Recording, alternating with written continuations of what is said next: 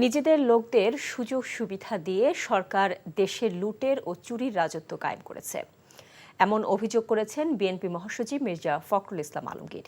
সাবেক পুলিশ প্রধানের সীমাহীন দুর্নীতি যখন বেরিয়ে আসছে, তখন সরকার তাকে বাঁচাতে গোপনে বিদেশে পাচার করে দিয়েছে। তিনি বলেন, দেশে অসংখ্য বেনজির আজিজ তারা তৈরি করেছে আওয়ামী লীগ। চট্টগ্রামে এক সেমিনারে তিনি এসব কথা বলেন। হাসান মাহমুদের রিপোর্ট।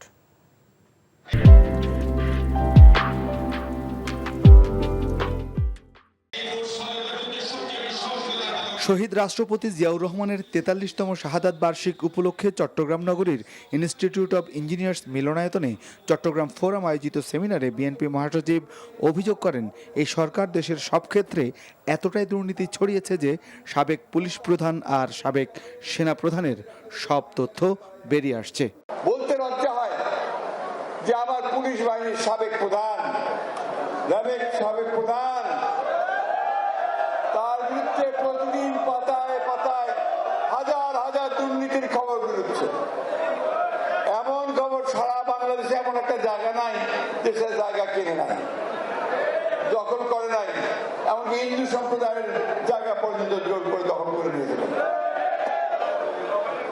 আর দেখেন এই সরকার কি করছে, ওই চোরকে, ওই ডাকাতকে তারা বাঁচাবার জন্য গোপনে তাকে পাচার করে দিয়েছে।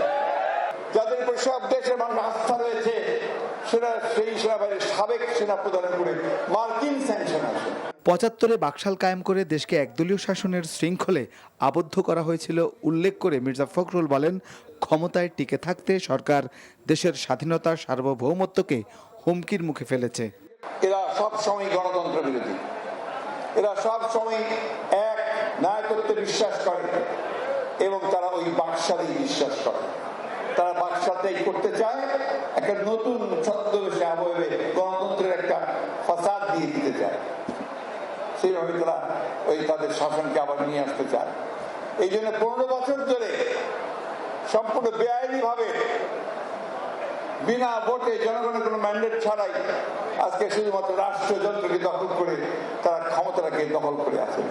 বেগম খালেদা জিয়াকে সুচিকিৎসা দেয়া হচ্ছে না উল্লেখ করে মির্জা ফখরুল বলেন, ভোটাধিকার ফেরাতে আন্দোলনের কোনো বিকল্প নেই।